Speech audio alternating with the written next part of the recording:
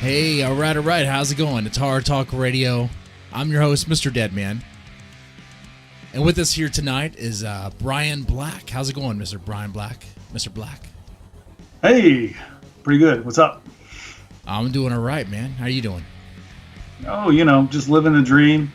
I'm on a stream here talking on the Horror Talk Radio. Yeah. So, now, Brian, I understand it's kind of late for you over there, and you have to go to work pretty early in the morning. Is that right?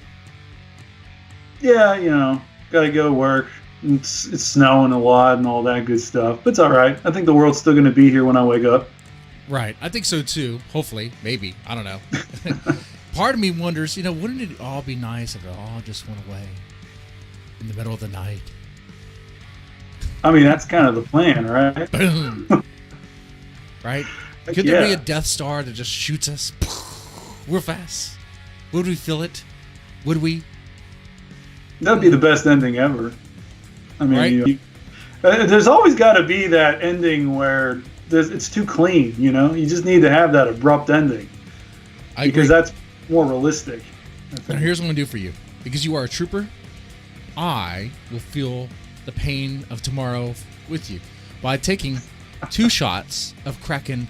This is a Kraken Black Roast. I like this stuff. It's coffee rum. It might be like, ugh. It's good stuff. Kraken's already a dark rum anyway. Just add some coffee into it. Shh. Come on. You just need to drink the whole bottle at 6 a.m. and then go to work. I could do that, actually. I work from home. Oh, pansy. Okay, fine. I'll do it now. There you go. See, doesn't that feel good? Oh, yeah. That's good. Woo! It burns your throat. Brian Black. I start off with one question with all my guests. And this is weird because we've known each other for a while. Who are you? And what do you do? Who am I? Yeah. I don't even know the answer to that. That's a deep question, right? Deep philosophical question. Who am I? Well, I think I don't know. Am I still literally? I mean, I had those. I had 2 strokes. In 2019, and after that, I pretty much lost like 15 years. 2 strokes. We're talking not just one, but 2 strokes. Yeah, autoimmune syndrome. Didn't know I had it. Boom. Ha. But so I mean, when you have that situation, I've pretty much, gotten back into work and done everything. But I really feel like a lot of my life is gone. Like I don't belong anywhere. Half the time, like, if I'm talking to friends in real life, they're explaining more about me than I know of me. So Sounds a lot like of a married times man. it's kind of humoring that, I mean, hell, half the time I think a lot of us kind of feel that way, but for you, it's a different thing. Yeah. For you, it's not. You got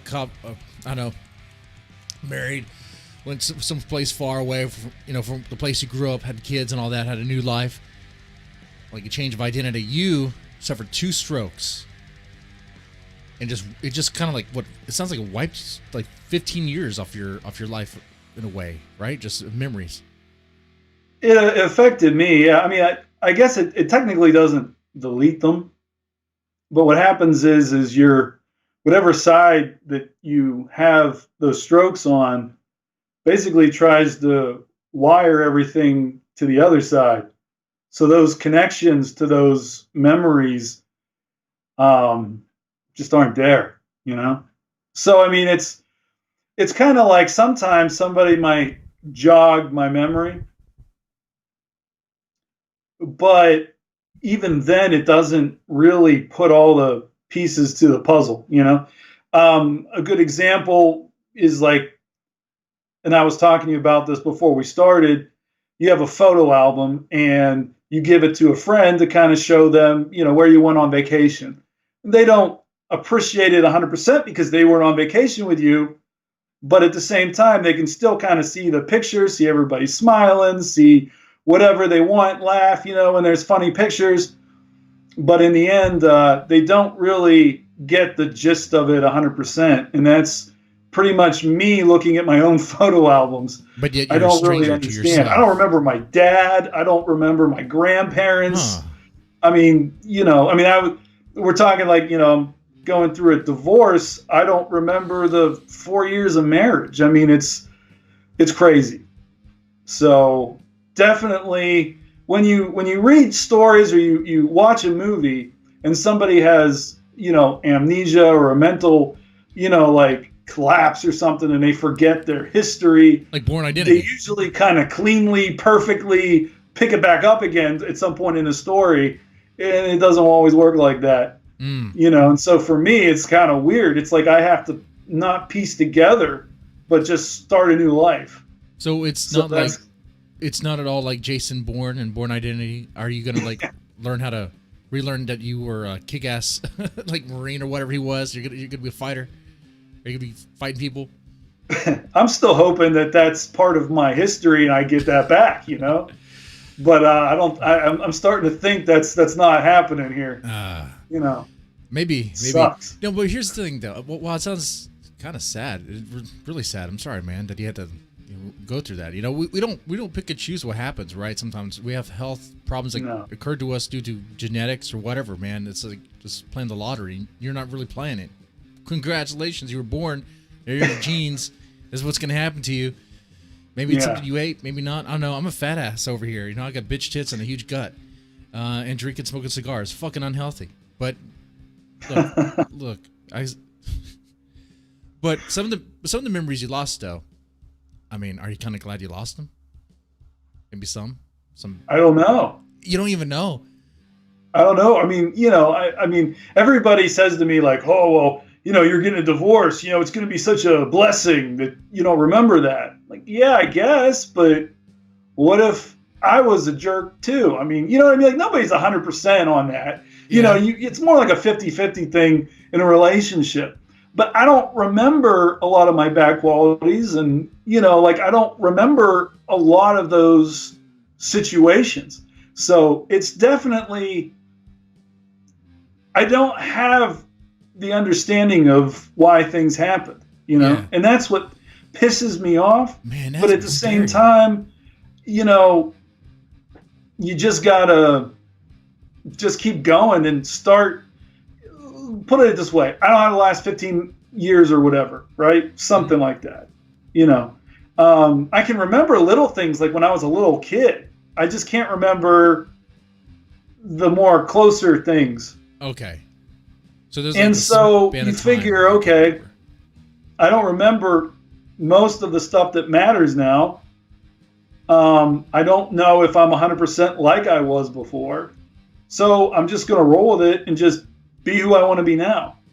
So that's what you do. I mean, you just keep going, and if you don't like it, do something different. Right. But I can't really say, man, like for instance, I work in logistics outside of, writing and everything else. I am like, man, I really hate this guy that I work with. Why did I get involved in this for so long if I didn't like this guy? I don't know. So, it's one of those things. There's just so many different situations you step back and ask yourself. Bo in the chat room says, if you could have those memories back, would you want them? Mm-hmm. I mean, maybe because they create a context of certain situations, and I can say, oh, well, that makes sense. Man, was I stupid. Someone just said I'm replaced by a clone. Well, maybe, because I don't feel like me. It's man, that sounds like something from it. That does sound like a horror movie premise, a sci-fi horror movie, maybe one of those B horror movies. And one thing we want to talk about here tonight, this show or this episode is titled "Horror and Everything," because one thing Brian Black mentioned is that there's horror in just pretty much everything. And people just don't realize that. And Brian sharing the story right here, Mr. Black sharing the story, and there's a horror in that. There's a horror in life. Well, we all know that. I mean, there's horrors in your life. You know that. It's scary. And of course, he's on the show as well because he's a creative mind. He's a writer, and he is passionate about horror. So let's shift gears and talk a little bit about that. What got you into horror? So it's kind of funny. I guess the first thing is, I was the co-creator of the Grey Rooms podcast for seasons 1 and 2. I got asked if I had any horror stories on Twitter to do that, and I said, okay, here's a story. Mm-hmm. And then I ended up basically creating so much between, websites and taking over the Twitter and doing social media, dealing with the whole public. Yeah, I remember that. I remember following you on Twitter, and I think you did some readings on Twitter as well, and you would actually get a pretty decent audience just doing readings, I was like, man, this guy is, just doing what was it called, Periscope, whatever, and just read from some book or whatever, and you got a pretty good audience, I thought. Yeah, we had fun. I had fun dealing with that, and I think the thing is, I started realizing a lot of the stories I was writing were horror related. I can't really go too much further back because I don't remember, but I mean, generally, that was something I realized, that I generally was writing a lot of things that people would consider horror. Even in college, some of my oldest stuff, which Fairy Tale was a story I'd written in college. It's no longer on the Grey Rooms. They had removed it, but it was what got me into it. See, and I remember Fairy Tales. I remember because I was tasked to read it, and yeah. I should have said no. Because here's the thing. I don't narrate really because I don't have a studio or anything. It's going to be recorded in my house. And the guy, I don't know his name, whatever, but he was like, yeah, the audio recording, I can hear your dogs walking in the background. It's like, man, you know how many takes I did of that? Like, can you talk faster? It's like, well, can you clip out the dead air and clip it together? I mean, I don't know, man. It's like... You're like, I'm not doing all this work. No, I get it, though. I am kind of a lazy guy. If I wasn't so lazy, I'd probably be doing more stuff, right? I mean, honestly. I'd probably be writing instead of doing all these streams and gaming streams and stuff, right? It's easy just to talk and sit on your ass and talk to people. That's easy. It's fun and easy. And you can drink and smoke cigars. Yeah, that's it. You can do whatever you want. And you know what? That's it. That's the fun stuff. Yeah, but really... Fairy Tale, I got to tell you, man, that story, I like that story. I like that story a lot. That was a take on a classic tale. Everyone knows Little Red Riding Hood, right? I think you should probably tell the story. Yes, the guy that can't remember stuff. Oh, yeah. I keep on forgetting. I keep on forgetting that you forgot. Yeah, people are like, man, I wrote a good story. I forget Brian Black wrote this, Oh, and for whatever. And for Francis, he wants to hear that version of Fairy Tale. I would release it, but that's on another computer, and I think that got purged. So even those memories got wiped. Yeah, I don't think I have it either. No. It's just funny because I ended up doing the voice acting, the narration for that story. Mm-hmm. And I was like, man, that'd be nice to have. And then, now it's gone. That sucks. Dude. But anyway, I think the voice acting was good too because I was on for that episode where it was just us and the Grey Room guys talking about that episode. Yeah. And that they were probably confused, like, why is this guy with the aviator shades on? Well, you were the guest host. Yeah. I was like... And I asked you on there because I wanted... Because that's the other thing. I was in charge of putting together all these guest hosts. It was nuts. There's so much stuff that I was doing in season 1. And, but I will say that, and it kind of goes back into what we were originally talking about for the theme, is I never considered myself a horror writer, but yet I had all of these horror elements in my stories. Right. So it kind of becomes a discussion over how you really define genre, I guess. in whether you're writing fantasy, whether you're writing science fiction, whether you're writing horror or crime.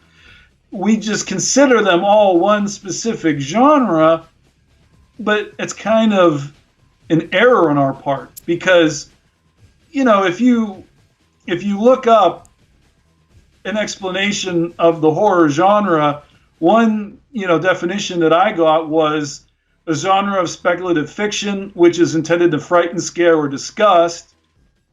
And then, it creates an eerie, frightening atmosphere. Often the central menace of a work of horror fiction can be interpreted as a metaphor for the larger fears of society. And when you think about how general that is... Very general and kind of big brain for its own, like speculative fiction. You mean just made shit up? That's what that means, speculative fiction. You just made shit up? It's just fiction. Fiction is generally, speculative fiction seems kind of redundant, doesn't it? I mean, am I the only one who feels that way? When I read speculative fiction, what does that mean? What does that fucking mean? We should ask Bo. Bo, what does it mean? What does it mean, Bo? I read that in guidelines. I'm like, speculative. Okay. Well. But yeah, so, when we come down to the situation of, let's say you're writing fantasy. Well, then, fantasy has that, they have dark fantasy that tends to deal with more darker elements that are more horror related. Okay, dark elves and tree rape. Yeah, tree rape. Yeah, sure. Why not? I've seen that hentai. Oh wait, of course, are we talking about the same thing? I saw tree rape in Evil Dead. Evil Dead. Yeah. So I mean, is Evil Dead dark fantasy? Is it? It's got zombie-ish things in it, and someone got off to that. Okay, I'll bury that. I'll bury that joke. Move on. I'm sorry. But yeah, I mean, so you can put horror in any genre. You have crime. Okay, well, what if the villain or the antagonist in crime is a serial killer who does horrible things that we've seen in a movie like can't even think of it now. The one where the guy with the puppet and he does all those torture devices in a building. Like Saw. Saw, yeah. Saw is considered horror, but Saw is also considered crime, right? Yeah. So you can just throw them in there. I mean, my point is everybody, when you're writing a story, you're not just focusing on one specific genre, unless you're making something very basic like Friday the 13th that really does exist just to wipe out a bunch of teenagers. But if you want to tell a story... but even that's not just one genre either. Because I get what you're getting at. Because horror blends into other genres. We just choose not to accept it. Because what would... Like movies like that, like Friday the 13th, could be just like a teenage comedy or teenage drama film. But then you throw in Freddy Krueger in there, and then all of a sudden it's a horror film, Yeah. I could see that. Well, yeah, I mean, but then again, it's just kind of funny because you picture like all those kids in Nightmare on Elm Street without Freddy Krueger. Like, what would the point? What would they do? It would be like an episode of Saved by the Bell. Imagine Saved by the Bell, you take any episode of Saved by the Bell, you just throw in Freddy Krueger. What is that then? That's a horror movie. Okay? You take him out, what is it? Just your typical episode of Saved by the Bell. You throw him in with the right lighting and right cinematography and panty shots. You got to have panty shots, okay? And then there you go. You got a slasher flick. You got an 80s slasher flick. Johnny Depp's laying in bed. What's he do next if there's no horror? Does he, does it become a erotic movie there? Like, what would happen? Yeah, his girlfriend comes over and then they have drama. Then the movie would be about the movie would be about the dramas between the various characters and who's banging who and whatever. It would be a drama flick, man. It'd be a teenage drama flick. It would end up on Lifetime movies, right? Like if you took, let's say, Friday the 13th. If you took Jason out, or Jason, Pamela Voorhees, if you took her out, the original, mom out, it would just be a stupid fucking movie about college kids at a lake having fun. Yeah. That's all it would be. They'd just be skinny dipping in the lake and all that stuff, having a good time, fun time. But I got Pamela Voorhees, which had an axe to grind with those with camp counselors, whatever. Now it's a horror film. See? Easy. It's it. I get and that's you, the man. thing. It's like, but the thing is if you're writing a novel, you're going so far into the characters, like you're giving them more of a reason as to why they're doing things in the story.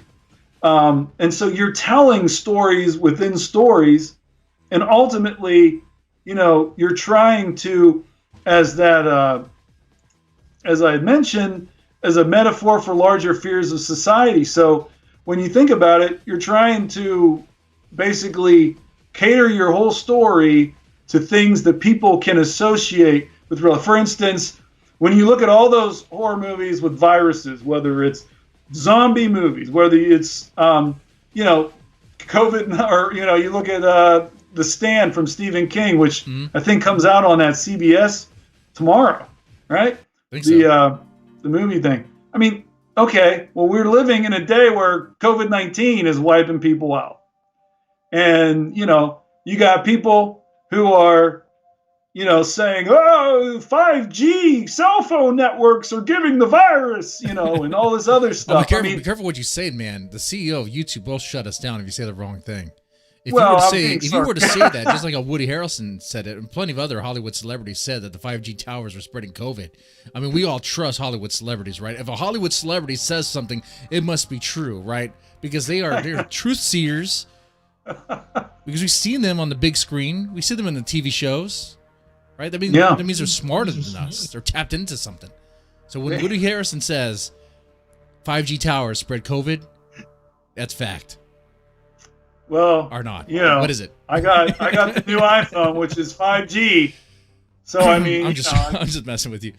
No, I have to. Yeah. But I mean, that's the thing. Like that fear in people is taking over, it's something. And there's something that you mentioned right there with horrors and everything, right? Even when COVID happened, or COVID's still happening. What was on the rise? What were people watching? Pandemic movies, right? Outbreak. Yeah. Man, Outbreak. I watched Outbreak again.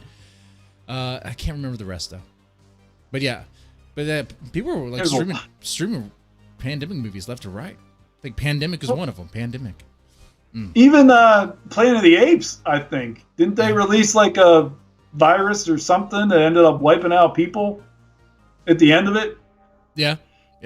So, I mean, it's just a main, viruses a long time ago, well, not a long time ago, but, within the last decade or so, was just something people would watch as a horror movie. 28 days later, we didn't think, oh, man, a virus like rabies is going to, turn people into weird zombie things. And then we played Left 4 Dead, the video game, and all that stuff. It was just fantasy. But yet, when you look back into it now, our minds are like, holy crap, these things are horror. Now we got to go and deal with it. Like Bo said in the chat room, they say people watch horror can cope with crisis better. You figure a long time ago when people weren't living in cities and didn't have the medications that we had and didn't have all the technology and everything, they legit had to fear everything. Yeah, they feared the dead coming back to life. They feared the dead coming back to life. They feared disease, man. Yeah. I had a Russian fairy tales class in college. And I think they were called the Yeshi or something to that extent. They were like a forest spirit or something.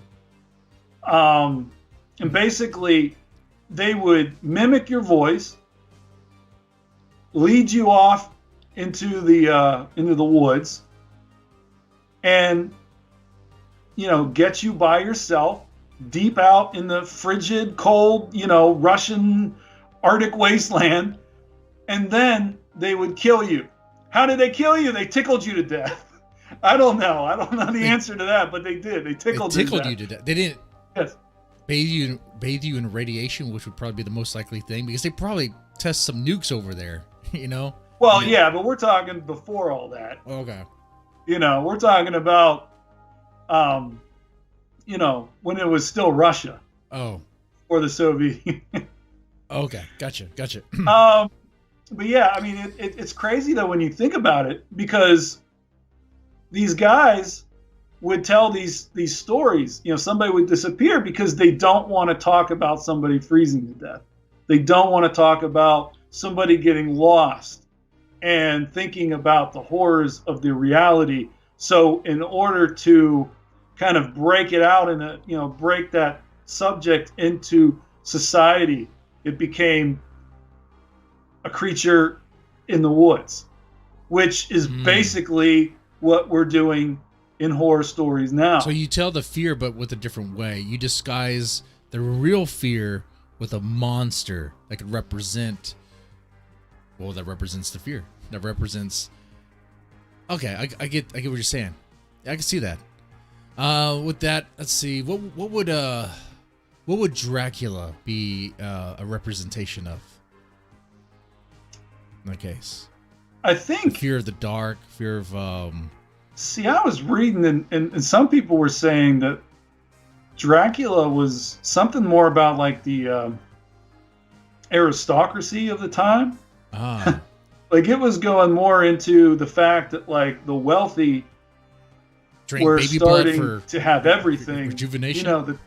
Yeah. That's now. Well, man. you have that hunger. The hunger for all the things that you have access to.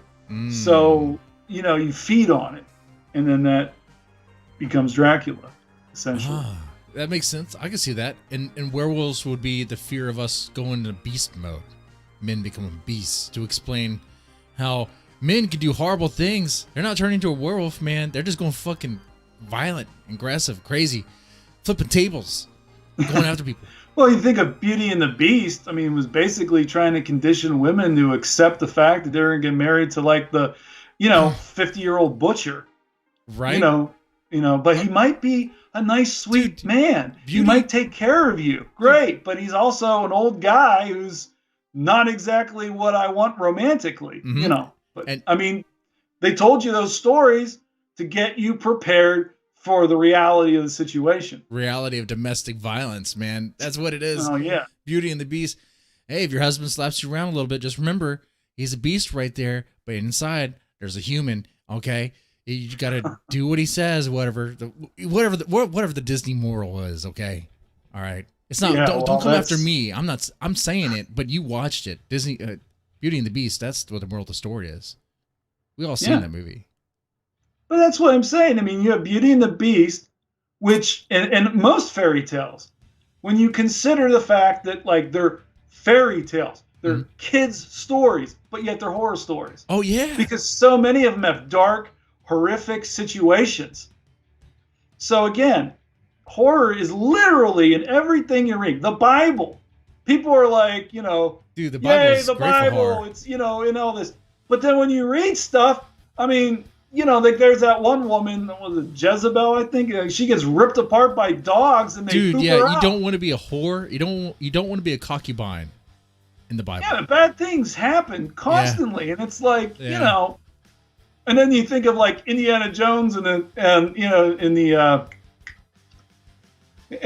a Crystal Skull, not Crystal Skull, right? Not the alien one. Are you thinking the first one, Raiders of the Lost Ark. Raiders of the Lost Ark. The Ark. That scene when they open up the Ark of the Covenant and a dude's face just melts. Dude, that takes you back, man. That movie is awesome. Okay, yeah. It is, but yet that's horror. I mean, you see all those things going on there, and okay, Jurassic Park, horror, right? But there's horror elements, when the dinosaurs. Oh man, yeah, because we're tampering with dinosaurs, tampering with something we shouldn't, and it destroys us. Like a man's fully messing with, with science, messing with biology, screwing up with things, and all of a sudden it kills you, it destroys you, it creates these monstrosities that you can't keep in cages.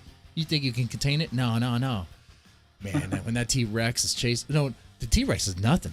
I mean, the T-Rex eating the lawyer, that was funny. But the velociraptors. Oh, man. Yeah, the lawyer getting munched on was the best part of the whole movie. I mean, it really was. But, the thing is, when you take horror and you camouflage it or blend it in with these other genres, it becomes socially acceptable to watch these movies, to let their kids watch these movies, to dress up, and everything else, buy action figures, play. Now you try to explain how watching Pinhead and all those Hellraiser characters as something that can be watched by the whole family, right? Mm-mm. But you blend it in with these other movies and it's okay. And people are willing to accept it. So the thing is, people are always afraid to write horror, and they create these fake names and they create these this and that because they're, maybe they don't want their work to know they write horror. Maybe they don't want their churches or their families or whatever. But right. if you take it, if you consider the fact that all kinds of stories, whether they're in film, comics, movies, books, whatever. Bo just said Pinhead saves Christmas. Yeah, I was going to ask too. I was going to give you a task, Brian, Mr. Black. How would? By the way, did you know anymore? Your last name is racist. You can't be a white guy with a last name Mr. Black. You know that, right? You have to change your last name now. Yeah, but then I feel like if my last name was White, it'd be even worse. No, they want you to be Mr. White. They want you to be Mr. White. You can't be Mr. Black. It's funny because I knew a black guy named Brian Black, and I knew a black lady named Brianna Black. So. Oh. Hey, they might be related to you. Maybe they're cousins. Could be. But I don't know. The Black surname is means basically I dyed clothes black. Okay. those the old time blacks from Scotland or whatever. Okay. They were a bunch of goths. Oh, okay. So I was going to ask you though, if I was to give you the task to turn Pinhead, to camouflage it to where it could be like a family friendly story, how would you do it? How would we do it? Right? What was the one I'm turning in the family friendly? Hellraiser, Pinhead. Hellraiser. Yeah. Dinosaurs. Maybe the box works like a not ColecoVision. What the heck? I'm not talking about ColecoVision. A Rubik's Cube. ColecoVision is cool though. Yeah, it's a cool, curse. It has nothing to do with it. No, but that would be funny though. It's a cursed ColecoVision and it's someone's Pinhead. But there's only so much BDSM that families are going to accept. You're gonna have to settle with less blood and go with more. Well, Hellraiser's sort of like one of those exceptions where it really was very, very adult throughout the entire story. Yeah. But Child's Play could be a family-friendly movie. Oh, it could be if Chucky didn't cuss as fucking much. Yeah, right. Mouth. I mean, they could make a movie about an evil dog. Look at what was that movie? Small Soldiers, right? Yeah. Small Soldiers could have been Child's Play. That was Child's Play. Yeah. They were murderous little fuckers too. They were having a full-on war in the kid's bedroom. That's worse than Child's Play. They were having fucking war over there, man. And I loved it that they made the so-called bad guys the good guys. Right. It was a really cool. Actually, I don't remember, but I watched it after my strokes, and I really liked it. I thought it was a good movie. I don't know if I liked it before, but I don't remember. I'm gonna go based on memory here. I just remember the guy who looked like a generic Sarge, a generic war hardened guy with a cigar in his mouth, all that. Those Marines messing with those alien looking dudes that look like the Predator or something from the movie Predator, which is another movie that has horror elements into it, because hey, the first half is all action, second half That's a horror film right there, man. That's a horror film. But I was going to get to, those guys are just having a war right there in the kid's bedroom. Man, Chucky wasn't having a war. Chucky was just trying to kill that kid. But these guys are throwing, like, shooting, I guess, live ammo or something. I don't know what they're using. And then napalming and setting attacks. I don't know. It sounds crazy. You can turn that into a horror film easily. Yeah. I mean, that's the thing. I mean, Small Soldiers was for families, but at the same time, it had some really, it had scenes that could have been taken a little farther and it would have been accepted by adults as a horror movie. It wouldn't have made any money because I don't think at that time people were really that into it, but it might have been a cult hit later. Think about Gremlins. Gremlins looks like a kid's movie, doesn't it? I mean, it kind of is a kid's movie because it's still PG, isn't it? Yeah, it is. It is. I think it's PG-13. It might be 80s PG, which would be 80s, 90s. Yeah, 80s PG-13 or PG, which would be PG-13 in the 90s. Probably R now. I have no idea. I mean, they did stuff in the PG rating back then that they wouldn't do now. They'll call it like PG-13, maybe even R. Well, it's like Jaws. I mean, think about it. Jaws is a movie. Yeah, it's exaggerated. But really, it's a story about a shark that's being a shark. Mm-hmm. I mean, that's it. It's a shark documentary. It's a little stalkerish and excessive, but I mean, ultimately, it's a shark. It's not a murderer. It is a murderer, but it's not like psychotically trying to stalk people and stuff. It's just being a shark. I mean, hey, wait, hold on, Brian. Mr. Black here. Come on now. If you're going to call a shark a murderer because it eats humans, I mean, aren't we all murderers? Aren't we all? Yeah, we are. I don't know if like even a person vegans who doesn't eat even if vegans, a person doesn't eat meat. Oh, but I got you there. Because even crops, when they're cultivated, when they're harvested, you know what gets caught up in the machinery? Dead critters. Yeah. Dead rats. Dead birds. Oh man, don't tell squirrels. PETA. We'll be watching another horrible video or animation. They know it. They just choose not to accept it. They know it. That fact is always put in their face. Oh yeah. People in the chat room like Bo and Chris. First of all, Chris is like, Gremlins is a Christmas movie. Yeah. Mm-hmm.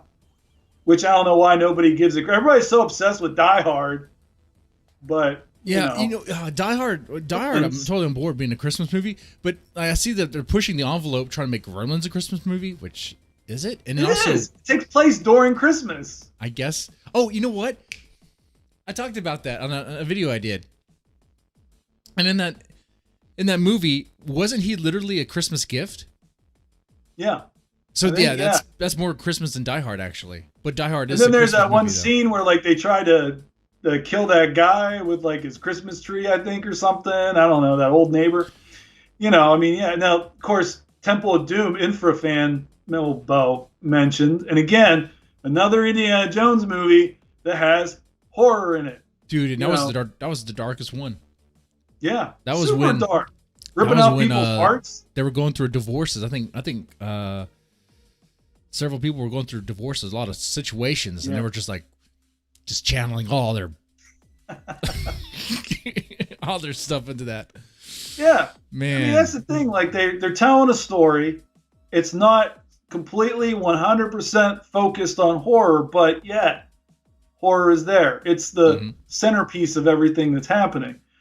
And that's just the thing. You just gotta go and roll with it. And I think if you take it and you tell a story that deals with a bigger situation overall, that has multiple genres, yes, then people will accept it. People won't be running from horror and hating it and saying you're going to go to a bad place or, whatever. Right. Say that, it's because nobody's complaining about Gremlins. Nobody's complaining about Jurassic Park. It's because they camouflage horror. Right. And with Temple of Doom, even that one, though it's kind of like the lesser Indiana Jones, kind of like people kind of like the first one or the third one better. Crystal Skull is like forgotten pretty much. That one scene, man, ripping the heart, going into that chest. Yeah. You know, that and all the scenes leading up to it, eating all the weird stuff. That's kind of like that. Those are the scenes that maybe the kids kind of like walk out of the room, look the other way, but then it's the rest of it's okay, kind of, sort of, you know. Yeah. You know, and that's what it happens. Like when you disguise the more horror elements, and even they are kind of extreme, like ripping a heart out of a chest, which was pretty extreme. I think that was just PG-13. No way. Hold on. And for fan, what was the rating for Temple of Doom? Was it PG-13 or R? It was PG-13. That's fucking crazy, dude. Temple of Doom wasn't R. It wasn't R? No. Man. There wasn't any. That seemed pretty crazy though for like PG-13. I gotta say, ripping the heart out. Chris mentioned a good point too. Schindler's List is a horror movie. Yeah. Dude, yeah. Well, yeah, I don't think it get any more horror than that, right? I mean, that's the thing. Real life is worse than most of the horror movies we've come up with. That's true. And yet people accept that because it happened. Mm-hmm.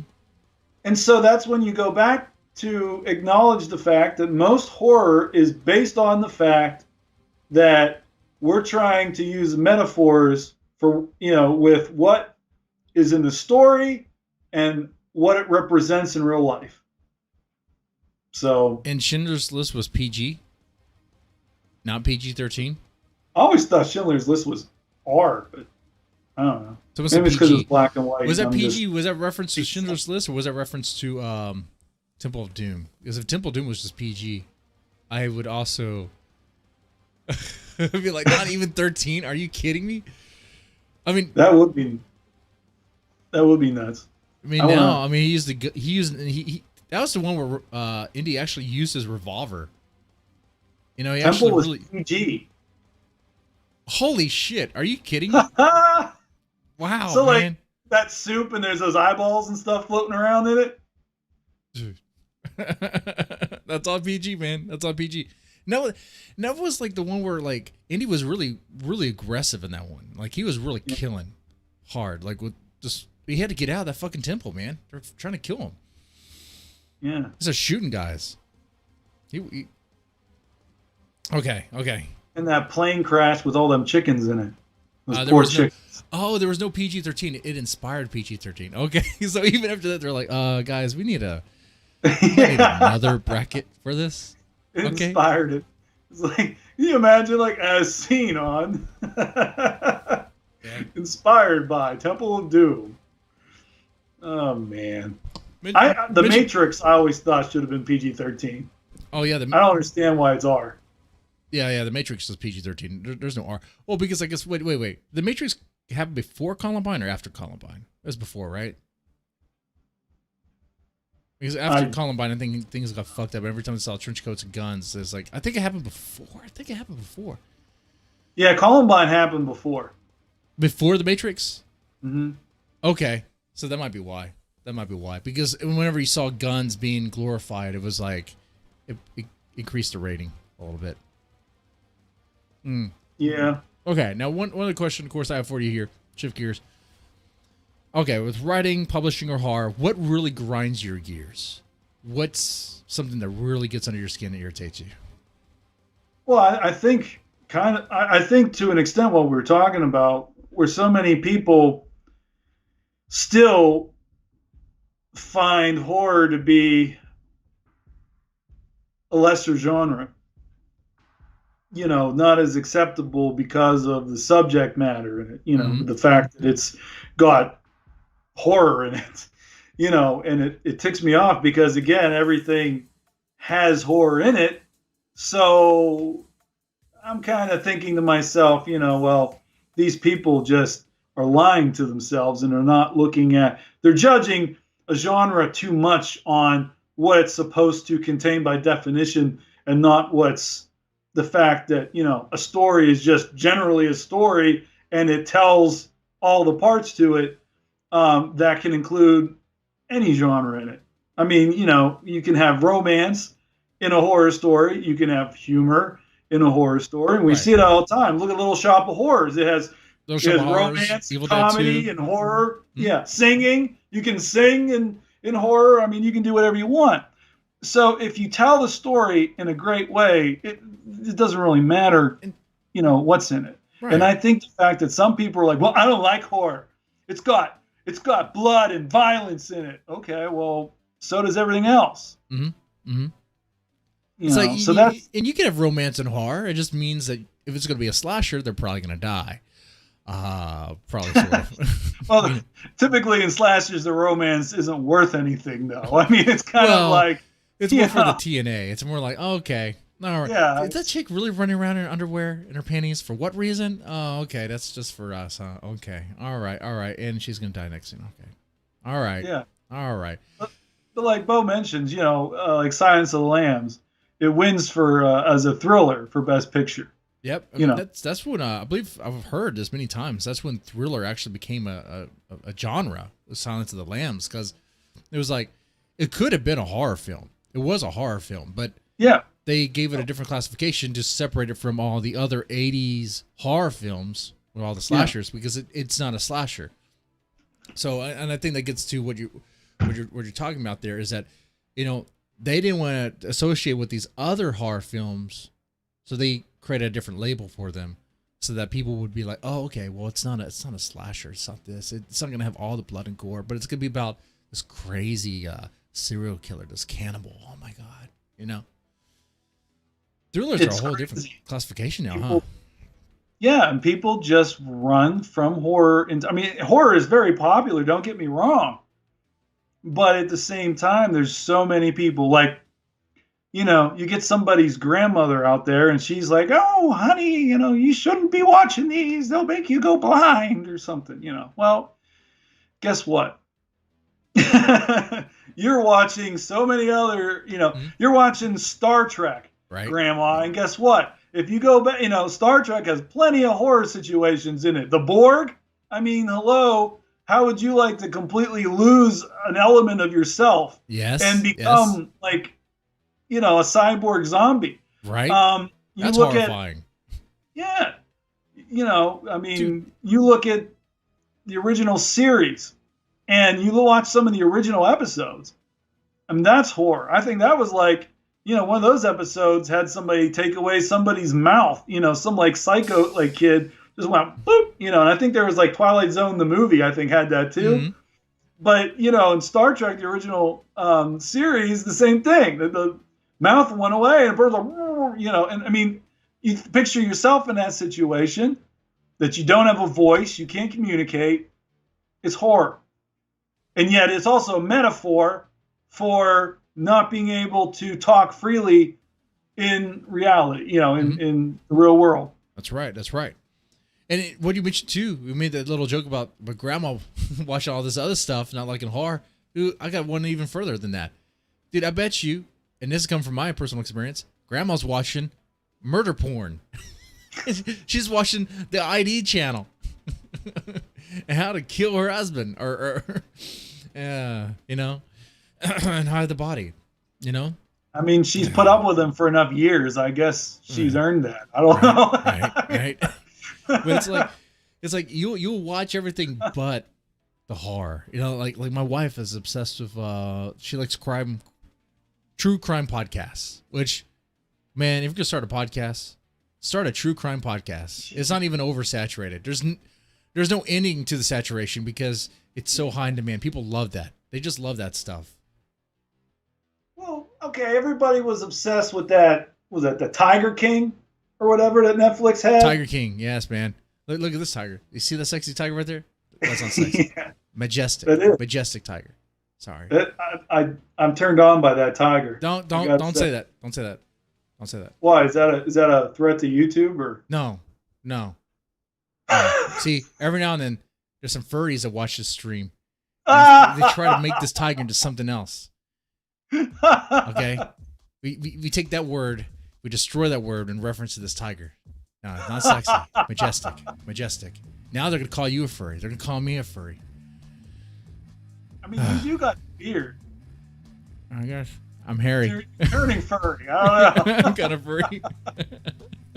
No, but, really, it's crazy when you think about how much of this that we're looking. I mean, furries themselves to me would be in any horror story. Yes, You it know, would be. but they're just like anything else. I mean, you Mhm. could put them in anything.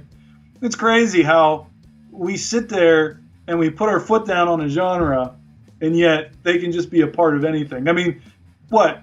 You basically have furries in Who Framed Roger Rabbit. Right, right. You do. Demented Pictures asked a good question in the chat. A Serbian film. You know that movie? Okay, is Serbian film, is that a family movie? The whole drive of the movie is in the name of family. I mean, well,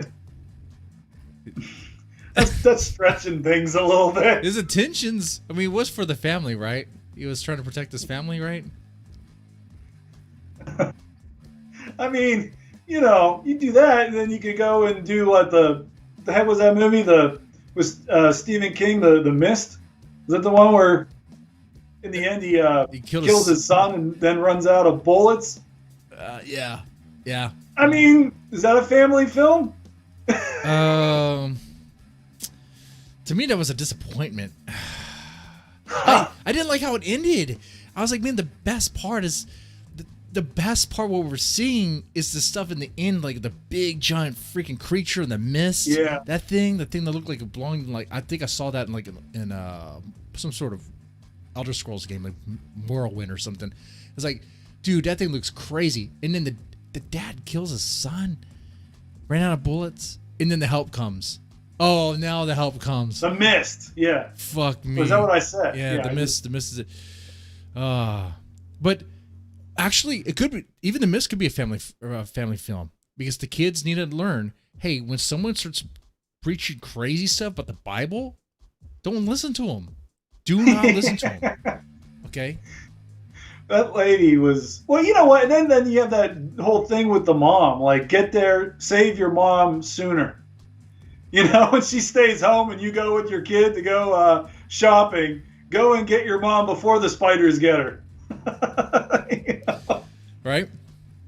They waited so long, and then they end up going over there, and they're like all shocked that she's dead. Come on. Mm-hmm. Yeah. Family advice right there. Advice of what and how not to do things and how to do things. Just because it's not feel good doesn't mean it's not a family picture. Well, yeah. We need more baby sex, baby porn. Huh? Is that what we need? Was that a thing? Was that a thing in the movie? I've seen that movie one time. Serbian film. I think I watched it, of course, bootlegged years ago, 10 years ago, I think, right? And I was like, what's so hardcore about this movie? I must have totally skipped over the infant part of it. I must have skipped over that because I watched. I was like, I don't get it. Like, what's this? Is a guy who, like, he was an ex-porn star or something. He had to get back into it because of some shit. He had to make some money or something. I don't know. Crazy plot, crazy story. It's like Saw, but of degeneracy of how far you go. Well, okay. Texas Chainsaw Massacre, family film. Yes. I mean, it's a family film. They do everything together as a family. Mm-hmm.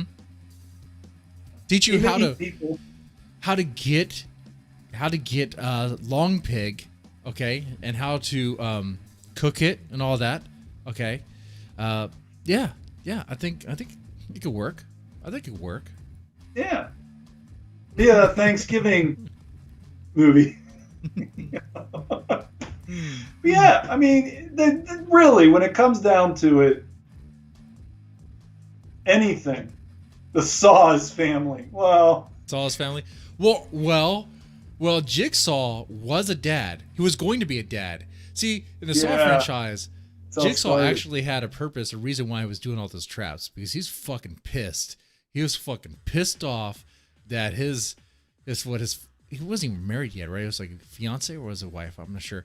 But the story made no sense. Like, the door opened and hit her stomach just right, and then she had a miscarriage, and he was pissed off about that, and she died and whatever. And it's like, he was doing it in the name of family, and he was trying to be like, in the beginning, it made like Saw 1 and 2, I think maybe the third one. That's where I stopped watching really because it got ridiculous. But it's like the traps kind of made sense, and the reason why he did it made sense. It was like, okay, you're in this trap for a reason. You need to atone for your sins. Try to get out. He wanted to teach those people to appreciate life because they didn't like see the point in it, and they were taking advantage of it. But yet at the same time, the people that did survive, he brought together, and then that kind of like cult type thing. Like it kind of wanted to continue on what he was doing. Well, so yeah. I mean, and even then, I'll say, at that point, it was no longer Jigsaw. It was the people trying to keep things going in his name. And you know how that works. They always fuck it up. When people try to keep things going in your name and you're no longer around to really run things, they're gonna fuck it up because they don't actually know what you wanted to do. They just say they just say your name, whatever. So when Jigsaw left, he fucked up. He was like, I have cancer. Now you got to dig a key out of your eye. Sorry, not sorry. Right. Oh, man. Oh, but so then Friday the 13th would be a family movie because Pamela Voorhees was actually killing all those college kids, camp counselors, whatever they are. I mean, all the same to me, really. Because her son died. She hadn't gotten over the fact that her son died. It wasn't even because of those camp counselors. It was a totally different set of camp counselors because she already burned it down to the ground once, right? And they had to rebuild it. So totally new, fresh blood. And she was so hell-bent on killing them all because, how dare you? Isn't that just a vengeful mother? See, now I want to watch. I'm telling you, Brian Black, I'm on your side on this. I think so. I think you're backing down on this. I think Pamela Voorhees in Friday the 13th is actually the hero. She's actually the protagonist. All those college kids are the antagonists.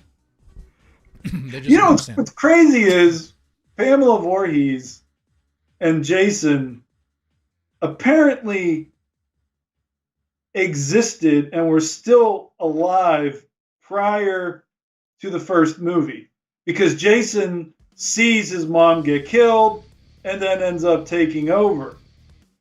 So he was under the water. And that's the part where Friday the 13th doesn't make a whole lot of sense. Okay, you have baby Jason. He's not really a baby, not even toddler. Adolescent Jason comes out of the water and takes the girl down. And that was actually last minute. They weren't going to have that scene in there. Or was that? No, that scene was intended. I think it was the hospital scene at the end that was last minute. And they were going to have that in there. Correct me if I'm wrong there, Bo. I'm sure you know. I think it was a hospital scene because they wanted to end it just with her dead. Because that would have been kind of cool too, right? Just end it like that. Bam. But he know that his mom died somehow. Yeah, right. He was there to see it. Mm-hmm. He was in the water the whole time. That's what I'm saying. Like, he was still around. He could have. I mean, here's the thing. In Friday the 13th 2, he kills that one girl in her house. At first, he opens up the refrigerator door and sees a head in there, and then he kills her. So obviously, he could leave the camp. There was nothing that kept him there. Right. So why didn't the dude visit his mom when she was alive and stop all of this from happening? Well, you're talking about the second one? Well, in the second one, that's when he was adult and his mom was already dead. In the first one, his mom was alive and he was kind of really, Jason's like a zombie. Because he was like an adolescent in the water. And he only came out because that one chick was in the canoe. I thought he lived in the woods or something. I thought he lived in the woods afterwards. Somehow, enough time has passed from the first one to the second one to where somehow he goes from being an adolescent to an adult, which I don't know how that happens. I mean, we're talking about he took a Viagra. A shit ton, right? Maybe he took some of those Alex Jones fertility pills. I have no idea. But because I mean, he goes from looking like maybe 12, 13. I mean, really, he looked like he was like 10. He looked little, and he was like zombie form. Like he looked like a ghoul or something. Like he was dead. He was undead.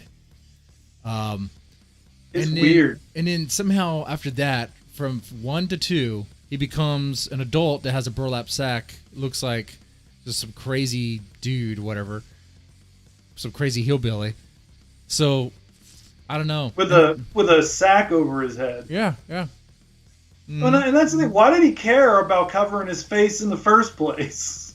Well, he probably looked in the mirror and was like, oh shit, Jesus Christ. I mean, the rest of his body wasn't that great either, but whatever. Well, yeah, that's what he got on the flannel and the overalls. It's like, Jesus Christ, my body's nasty. And apparently in later Jason's, later Friday the 13th, you see his body has maggots all over him. He's dead. And he just... Well, there was that one where he is like a worm and he crawls inside that girl's vagina and gives birth to himself. Mm-hmm. Yeah, there's that too. So the lore of Friday the 13th doesn't make a whole lot of sense, right? You know? In my mind, there's that crossover with Ash from The Evil Dead, and he kills Jason. That's how my mind happens. I think they had that crossover. I swear to God, I think there is a comic, and it's Ash and Jason Voorhees, and I could have sworn there was someone else, another that kid. Who's that actor from The Lost Boys and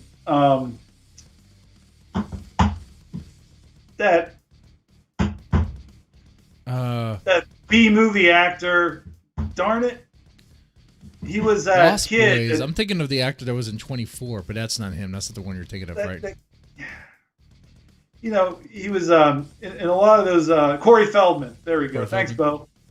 Corey Feldman was in that comic strip too, because I think he kind of continued on tracking Jason and trying to wipe him out. Oh, Bo said it was Freddy versus Jason versus Ash. I thought Freddy was in there. Man, see, that would have been a better movie. That's the thing, man. Hollywood is so slow on this shit. Like they don't really have to think so hard about rebooting and all this stuff. They could just literally turn that into a movie and people would watch it. I would watch that. I know it'd be corny as hell, and I think Friday the 13th has a lot of rights issues right now, because I think that's what killed that computer game. Right. Mm-hmm. The author, or the writer for the original screenplay who wrote Jason, he's claiming rights to Jason Voorhees, because he wrote that character into it. That's a whole ordeal. But Jason's barely even in the first movie. Right. But he claims that he wrote that character into it, and it was his decision to do that or whatever. I don't know. Man, that might be an interesting stream to actually get the court documents of that and kind of go over that. That'd be interesting, right? And then you can have Bo be the judge. Yeah. Didn't you guys used to do that like back in the day? Didn't you guys used to do fake trials? We did a fake trials episode on the Deadman Stone podcast on this same show, just different name. That was I think 2 years ago.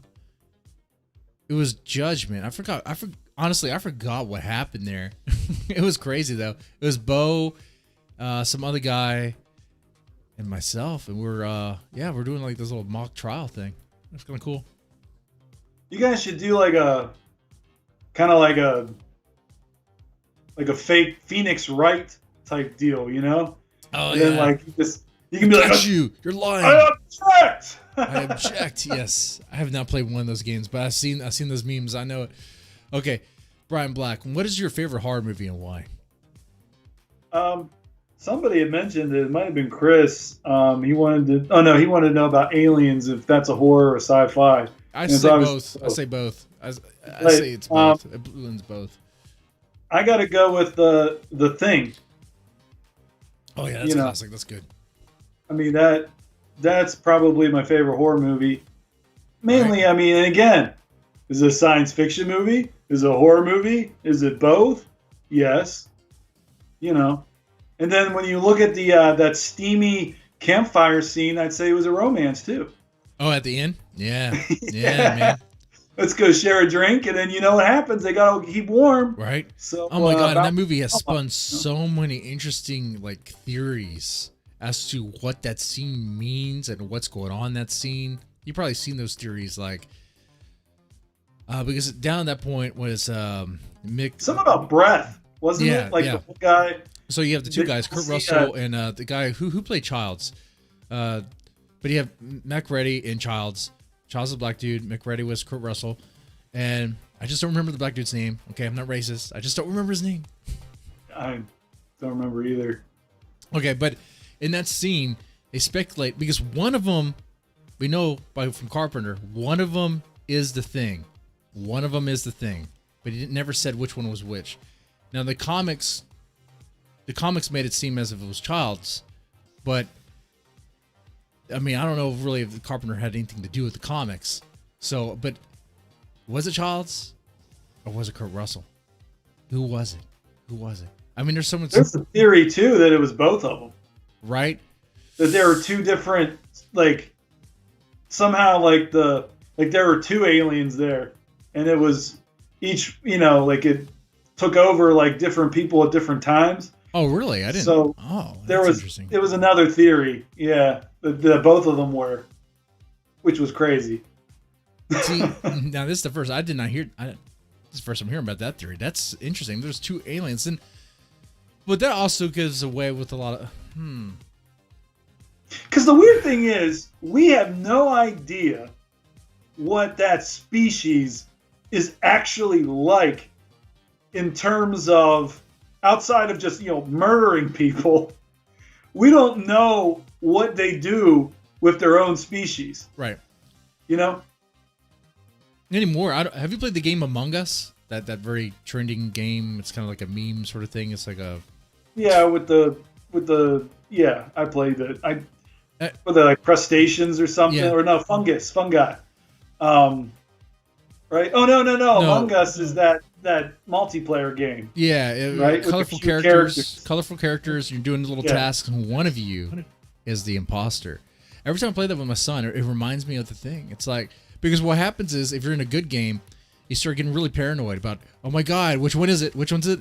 And you start like forming groups in like, oh no, that's that motherfucker. He's him. Next thing you know, you're with somebody who is the Thing the whole time and he kills you. He's like, son of a bitch. I thought you were good. You killed me. Well, there's one of the Jackbox games. I think it's in Jackbox 6. In space, it has like a space game, and you're doing that too. Like you have to try to, oh really, work on this space vessel, and one of the characters, or maybe even more than one, I don't know, but there's an imposter, and everybody's got to like vote on who they think the imposter is, and like send them out the airlock. Oh, that sounds what I'm talking about. That sounds like Among Us. Yeah, but it's a Jackbox game, so I don't know if Jackbox did their own version before, after, or whatever.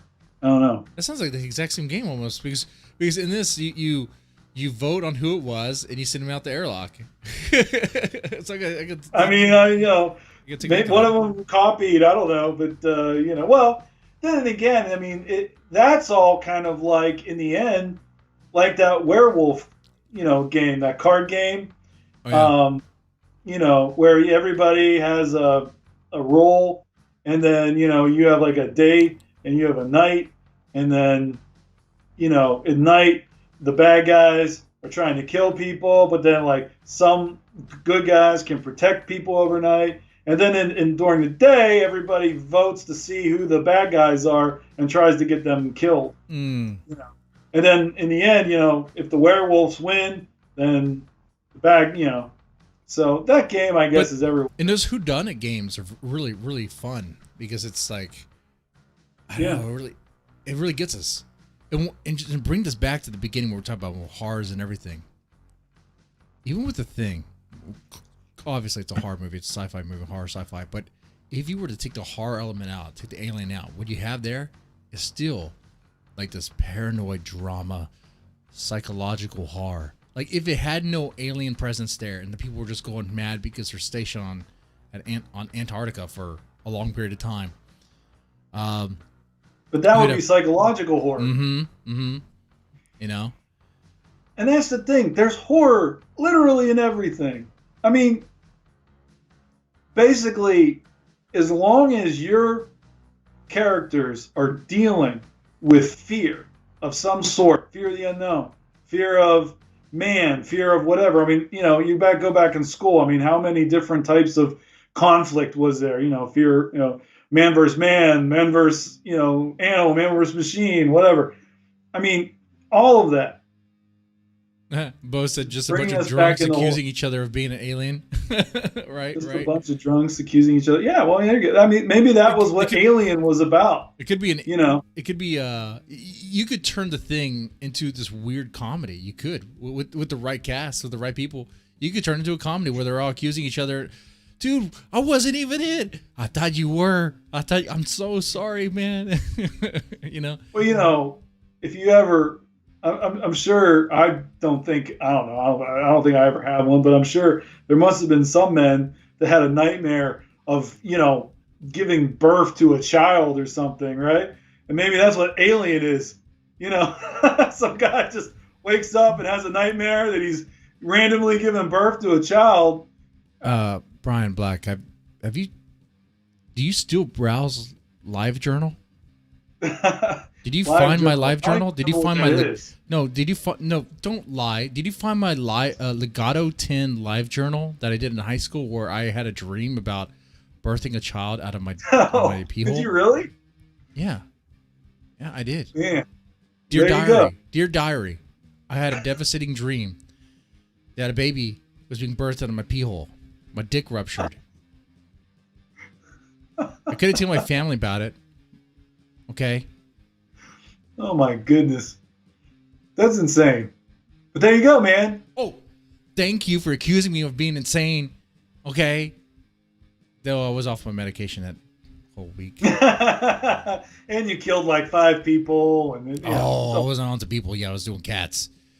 I moved on to people afterwards. Learn how to. And you're doing cats. It sounds like those are like your drugs. Like you were smoking a cat, And you're like, yeah. There's a great movie called The Wrong Guy where it's a guy on the run from the law, except he doesn't have anyone chasing him. So he's running away from nothing? He just thinks the cops are after him, but they're not really after him. They're after someone else. Dude, that's a great movie. He's just paranoid the whole fucking time. That is, yeah. I would watch that. I should probably look it up. It's kind of like the ending of Goodfellas, but extended, where they're all paranoid about the helicopter. Like, that helicopter, is it after us? Huh? What's going on? That's good. That's good. I just want to see. It would be really funny if you went to like Shudder. Which is supposed to be the horror streaming thing, right? Man, I've been seeing some stuff on Shudder that look pretty cool.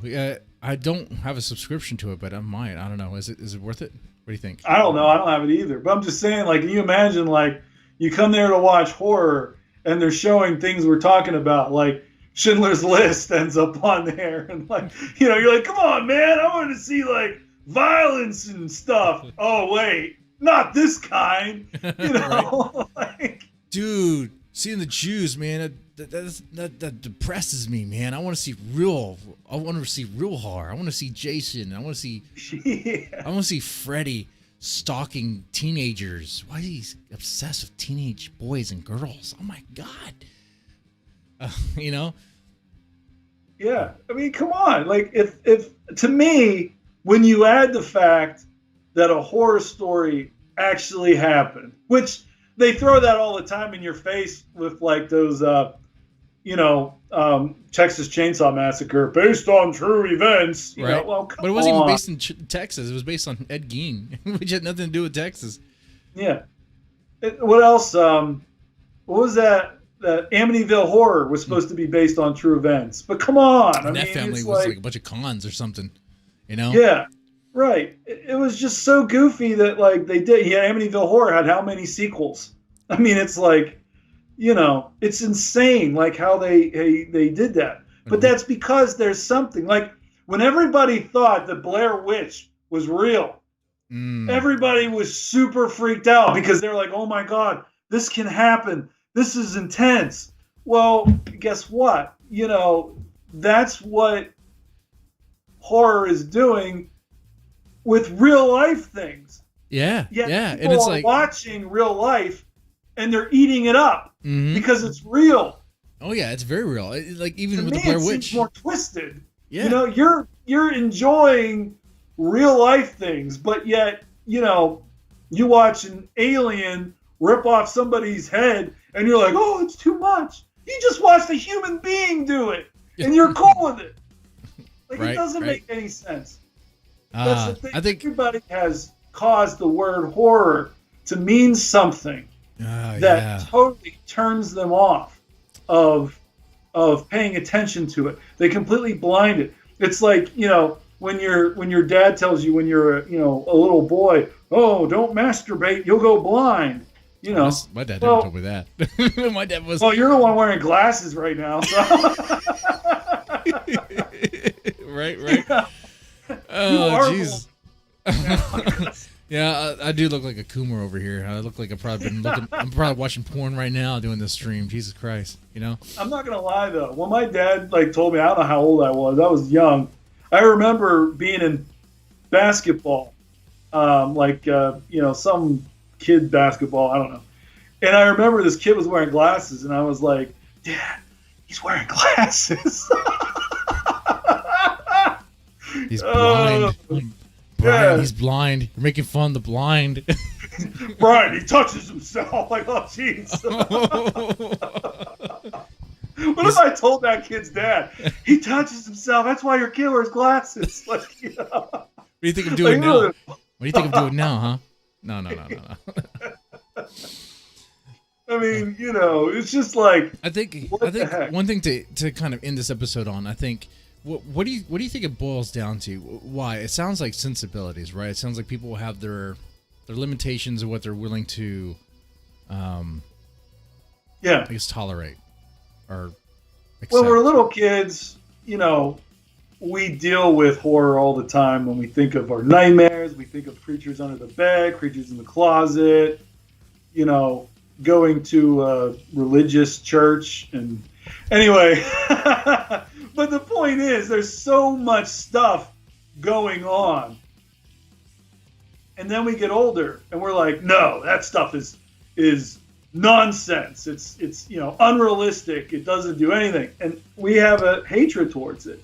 We have a hatred towards that. We have a hatred towards, you know, the idea. I mean, a lot of horror deals with possession and demons and stuff. And, you know, we'll throw the religious side effects of that. And, you know, or we'll just be stupid. I don't want to see a werewolf movie. That's stupid horror. Or a slasher movie. That's just, you know, a bunch of stupid people running from something.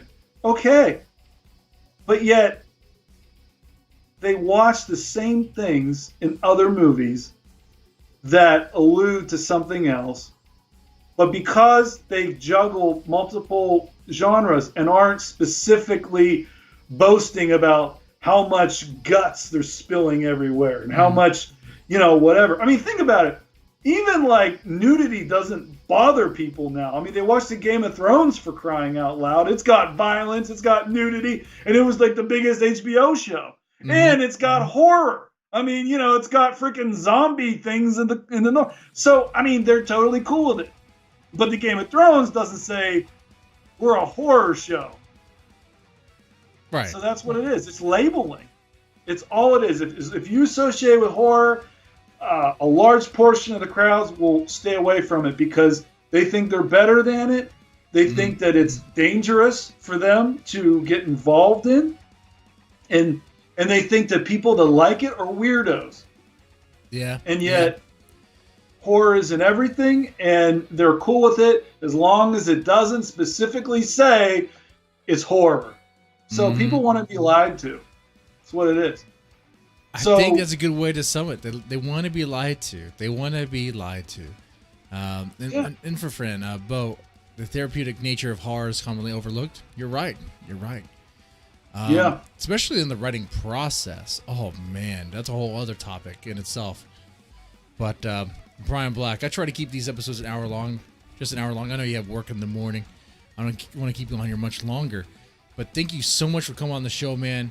I'll take it. You want me to take another swig of this Kraken for you, so that way I could feel. I want to see a bigger chug of it. I just want you to chug it.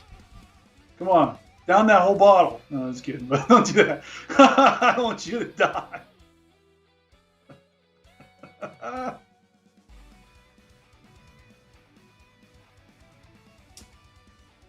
How's that feel? It feels pretty good. It has some coffee in it, so it's kind of like I'm cheating. There you go. You know. Good way to start the morning. Somebody wants you to take it rectally. Dennis C. Dude, I'm not in college anymore, man. I'm not taking beer. Yeah, I forgot. People are sticking like those funnels in their butts and getting them to pour all kinds of booze and stuff to keep themselves from. I mean, you still get drunk, don't you? You get drunk real fast, extremely faster. In fact, if anything, that's a quicker way to get alcohol poisoning, because it doesn't process the right way, because it's not going through the proper channels. Obviously, you're going through it backwards, so it's very easy to get alcohol poisoning just by doing that. Dude, you can get fucked up. You get real fucked up. There you go. There's a horror story right there. Mm-hmm. It'd be a Christian girl. She thought she didn't want to drink because drinking's bad, and take it up the ass because that's fine, because it's only the vagina that's sacred. So take it up the ass. She's been giving up the ass to her boyfriend, because that's the loophole, right? The biblical loophole. She puts a funnel in the ass. They get a couple beers in there. Dead. Oh, not maybe too far. Can't have her dead. Alcohol poisoning. She's in the hospital. What happens now? She has to explain everything to her family. Ooh, now the horror is being dragged out. Now it's more like a drama. It's like a whole twisting. You could write that story, Mr. Black. You could write that story if you wanted to. She ends up in a whole metaphorical thing. She's going through all these like crazy, drunk dreams. Is she dreaming? Is she not dreaming? Is she blacked out somewhere? And yeah, that's a whole other thing, man. She has to remember what happened when she was blacked out. Oh, dude. Is she pregnant now? Oh, think about this. To keep you on even longer. Think about the movie The Hangover. The movie The Hangover was cool because of a bunch of dudes. Imagine if it was a bunch of chicks trying to remember what happened. You could turn that into a horror, to twisted, fucked up shit real fast. Dude, it would be a totally different fucking movie. I feel like females would want to. They would want to get an explanation for everything that happened before they started doing all the stupid stuff that the guys ended up doing. They would want answers in that hotel room. And of course, if they saw the freaking tiger, they would have more sense. And a baby, they would have more sense and get the police involved. The guys are just like... Man, let me tell you something, man. I work with people. I gotta tell you, man, men and women, there's not a whole lot of sense when it comes to how to deal with situations. Sometimes, I gotta tell you. And that's the thing, too, with like, to bring this back to slashers, because I love slashers. I love all horror movies, really. Except the only one that's kind of weak, in my opinion, for me, are like the paranormal stuff, like ghosts. I'm not really afraid of ghosts. But people say, why are these girls, why are they running upstairs? Why are they doing stupid shit? I gotta tell you, man, in intense situations, people do stupid shit. Like, people will run upstairs. People will do dumb stuff because they don't know how to react in a situation. They will just fight or flight, and they'll take flight, and it may not be the best place. Because people don't plan that, I don't know. I was reading a book about violence, and from this... I don't know. He's basically one of those guys that he was like special forces, and he was like all kinds of stuff. The guy was trying to explain to writers how to write a whole plethora of violent scenes, and like how people actually react when stabbed, react when they're shot in certain places. So you can understand how to realistically do things. And one of the things he said was, women actually deal better with intense situations than men do. They don't freeze up realistically as soon as something happens. They'll freeze up, they'll lock up afterwards. Maybe all But that men extra are soy. the ones I don't know. that freeze up first. That's interesting. So, at least that's, what. Well, of course, that his poll, studies that study is of men of today, right? How old is that study? I mean, it was, I don't know, in the 2000s or something. Men So, of today, so with the increased soy diet and increased yeah. cuckoldry and all that stuff, acceptance of stuff, men have gotten more passive. We can admit that. We're a couple guys. Men have gotten passive, okay? I don't want to turn this into some sort of MGTOW show. It's not that. Okay, you know what that is? Can go their own way. Yeah, but, men have gotten passive. I do think that, like, passive. You figure how many guys spent the majority of their free time at bars, in the 1800s and, early 1900s now. I mean, they're still just drinking and working. I mean, the majority of them, I mean, I still think in a lot of ways, people pretty much act like they did back then. Okay. Bose asked you to describe a store? Like Walmart? I don't know. It's where you go and buy things. I don't know. No. Describe Walmart, though, in full detail. I mean, people at Walmart. So yoga pants, sometimes no yoga pants, sometimes no pants. Sometimes they're wearing dirty stuff. Sometimes they're not even wearing a bra and you wish you were wearing it. Or sometimes they're driving one of those rascals, those carts, electric carts, and they're not wearing a bra. Their boobs are all hanging down to their knee, and they're really big. I think the terminology now is body positive. A lot of positivity. 300 pounds of positivity on that rascal scooter right there. All right. I don't know what's happening, Bo. He's just going on a rant. It's the Kraken. It's the Kraken. I think he meant describe a story. Describe a store. I don't know. He said a store. I don't know, man. It's like a building where you buy things. I don't know. I don't want to turn Hard Talk Radio into Rant and Chill. That's another stream I do around noon every day.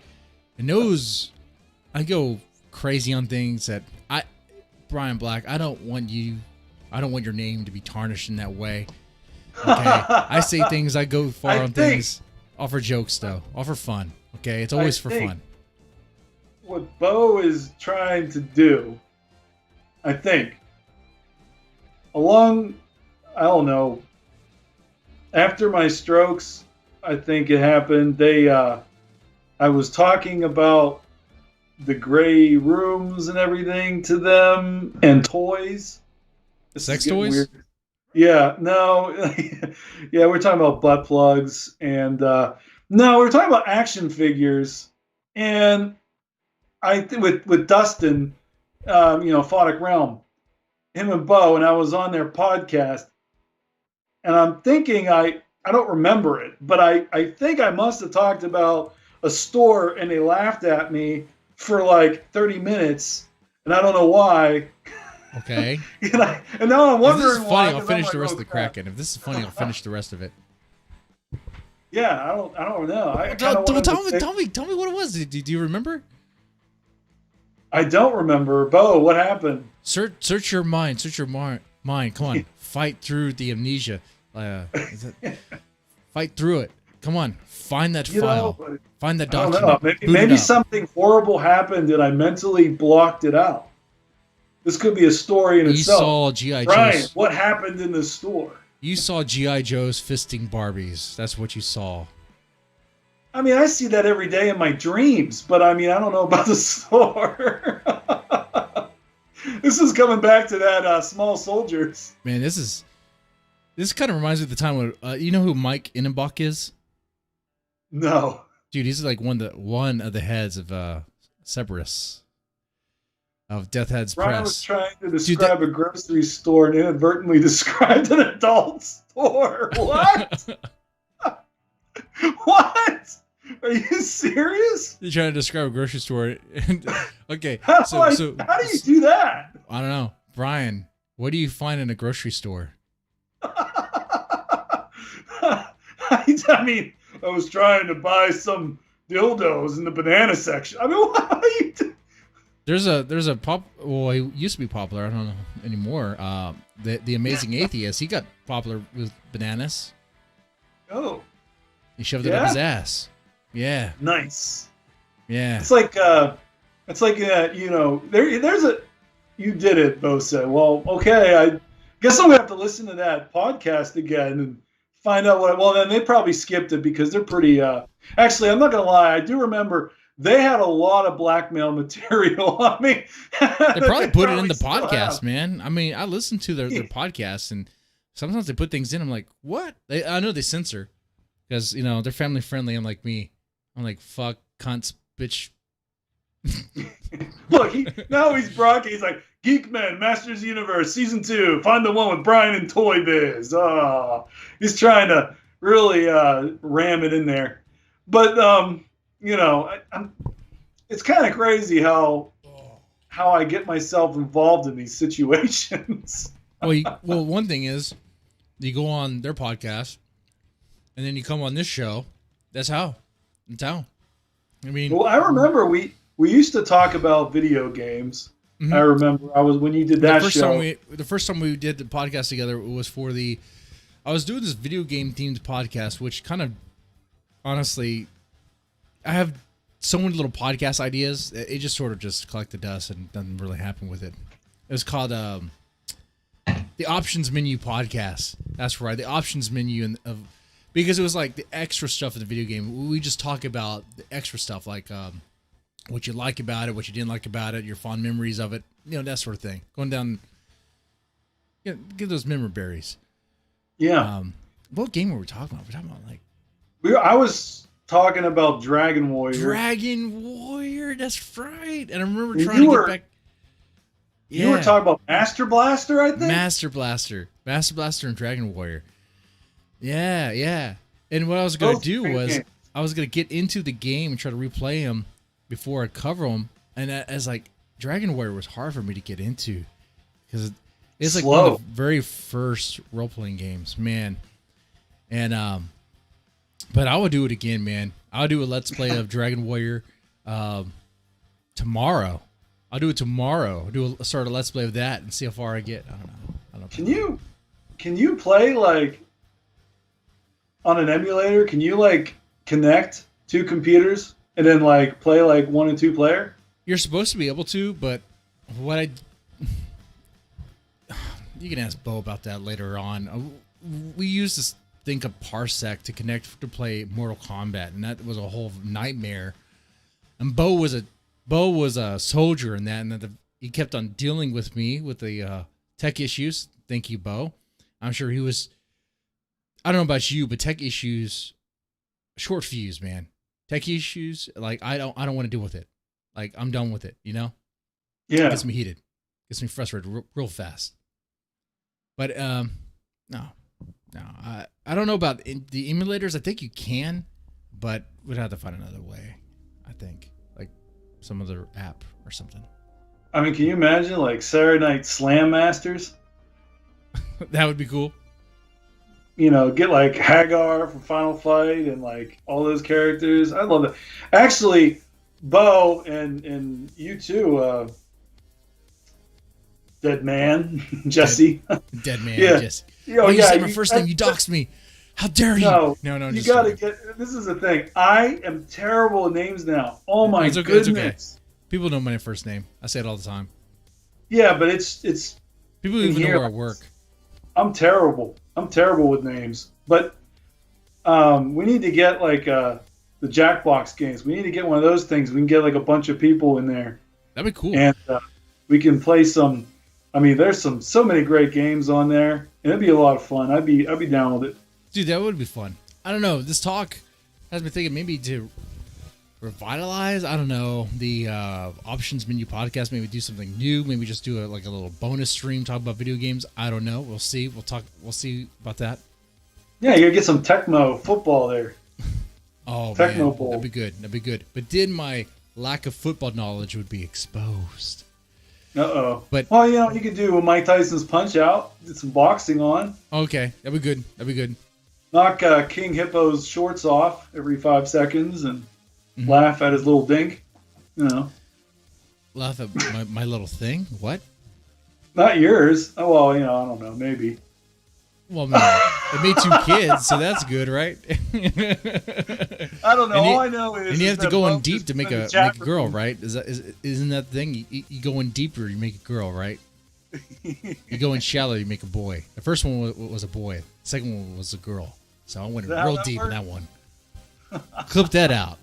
Clip that out. See, that's my problem. With the growth of Hard Talk Radio is I don't have a clip channel. I don't have anyone clipping out things and trying to make embarrassing clips of me.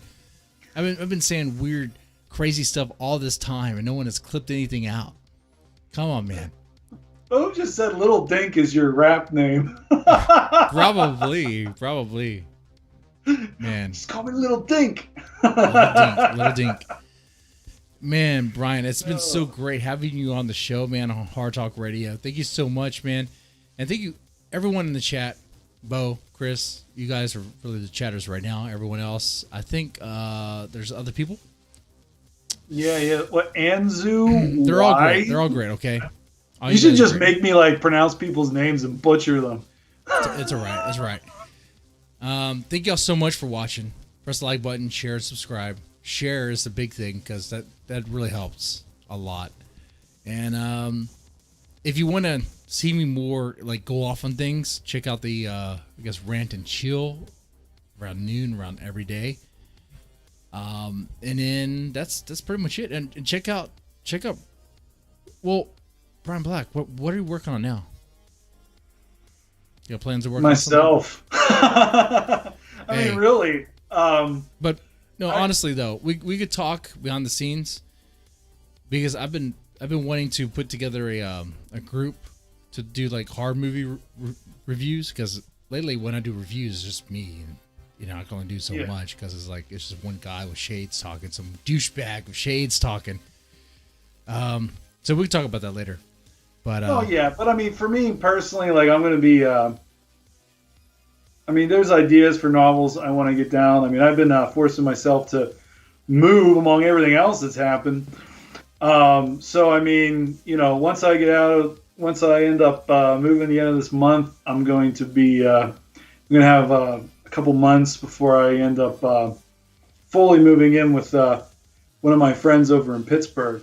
That's good, so I'm going to be working on some stuff. But for right now, I mean, you know, I'm probably just going to be working on some short stories and just little things and getting myself back into it. Because like I said, after the strokes and the whole Grey Rooms fiasco and just the divorce that's going on, I mean, it's, you know, and then this whole COVID thing where, like, you know, they want you to, like, stay in your house. And not here in Texas. You know, here in Texas, you can be out and about and in your neighbor's face if you want to. Well, yeah. I mean, it's kind of weird. Like, you know, I'm in Pennsylvania. Oh, they're locked down. They're like face mask Nazis over there. Yeah. Well, not only that, but if I go to any other state, I have to be in, and I come back, I technically have to be under quarantine for, you know, 7 to whatever days, or, you know, 10. I don't think it's like 12 days anymore. I think it's like 7 to 10 days or something. I don't know. But yeah, it's crazy. I mean, now I'm sure people do, and they just don't say anything. So, you know, but the point is it's pretty nuts. Like, and I guess it's pretty bad too, you know, so. Dude, I have to say, man, with my line of work, I would literally work with people that have COVID symptoms, and I still don't get tested. It's fucking crazy, man. It's fucking insane. I got tested. I had to stick the thing in my nose, and I pull it out of my nose, and I look at it, and there's freaking boogers and stuff on there, and I'm like, oh, man. And the lady, I was at like one of those pharmacies that has a drive-through, and she's looking at me like through the glass, and she's like, okay, now you got to stick it in your other nostril. And I'm like, oh, you know, like it just. But I don't know, man. Like, there's a whole. Every time I want to wrap up the show, there's a new rabbit hole. There's a new rabbit hole, and I love rabbit holes, man. I can go down them and be in there for like 30 minutes or an hour. Jesus Christ, man. You won't even get any sleep, man. You just go to work after this. Yeah, that's what I used to be like when I was a teenager. We're not teenagers anymore, man. I realized that the other day when I got fucking drunk 37 playing years Mario old. 3. It's like, oh, I feel it. And I Oh don't my even think God. that's really old, but Jesus, you can definitely tell a difference between 27 and 37. I'll tell you that. Holy Yeah, crap. you can. Can't anymore. Dude, I thought it was an old thing, but 2 beers the next day I feel kind of rough. Dude, this bottle of Kraken's finished and I'm feeling fine right now, I'll tell you that. Well, you know what's crazy is I'm on blood thinners now because technically I can always have strokes. Always. My body is always creating all these clots. And so I have to be on blood thinners to give them a way to not, like, I guess, bunch up and get themselves up into my brain. And, I just need to break them up. Okay. And if I don't, here's the thing, the crazy thing, if I didn't have the strokes, I wouldn't have known I had this situation. It could have caused organ failure because all them clots would have just built up in my body, eventually just shut them down. So, I'm actually really fortunate that I got the strokes. Weird. And I'm really fortunate that I can walk, I can talk, I don't have a lot of situations. My right hand is a little weird. My memories are gone. But for the most part, you couldn't tell I had a stroke unless I told you. And that's good. I really can't tell looking at you. You look fine when I look at you. I'm not hitting on you or anything like that, but I'm saying you, Oh, you it's look cool, you look man. good. After this podcast, you can talk to me about that. It's all right. I'm married and have kids, man. Come on now. We can be like Full House. I can be like Uncle Brian, There was always something weird with Uncle Brian, man. Yeah, but yeah, it's. Was it Jesse too? True. Jesse in the basement playing the band, Yeah. doing stuff. Full House had some issues. I don't know. That's all it is, man. Dude, what? yeah, that's another rabbit hole I want to get down to because the reunion and the meth, that one chick, she was a meth user and she was the one that was busty. Oh man, I don't remember. I don't have my stuff ready for that one. Damn it. There was Stephanie. I think, who was it?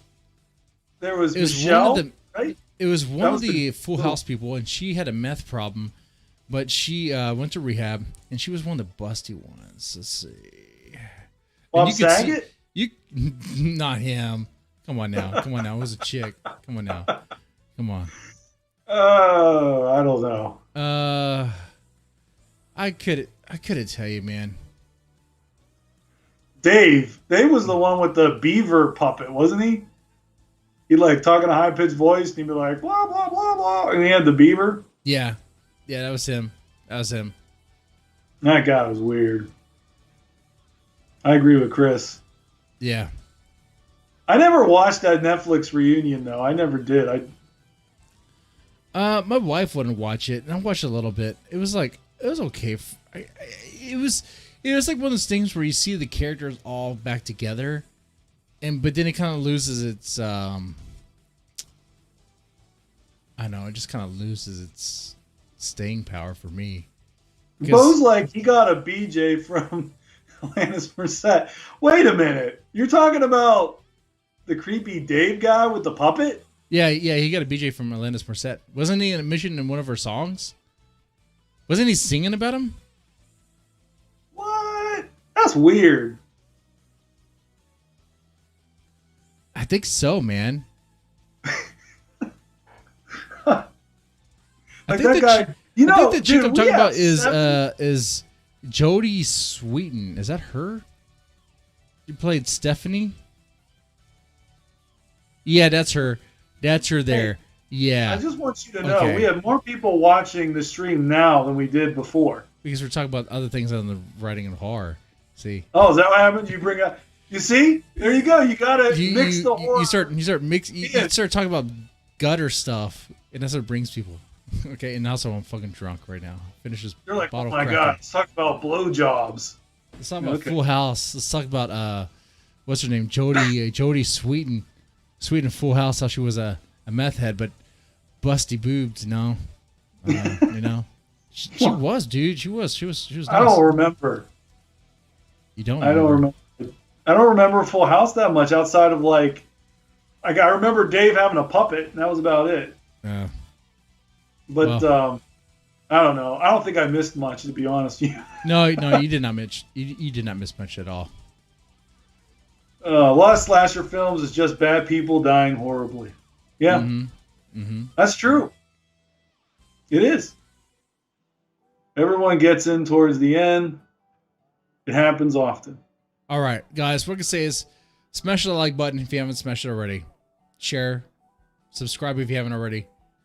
All right, Brian Black. It's been great talking to you, talking with you. Let's wrap up the stream now. Wrap up this episode of Horror Talk Radio now before we get too crazy, even crazier. Oh boy, oh boy. All right. So much for taking off our clothes. I know, right? It was gonna happen. You guys take it easy. Yeah, if the 8 people that are watching now, that literally just, I mean, like they just keep streaming in. Up now there's 7, but yeah, they were streaming. They heard the nudity part and like, oh crap, we gotta get out of here. It's getting weird. Yeah, it's 2 guys, 2 dudes. No one wants to see that. Come on, Brokeback Mountain. That was horror, right? Yes, it was. But if we were to say that, they might come after you on Twitter. All right.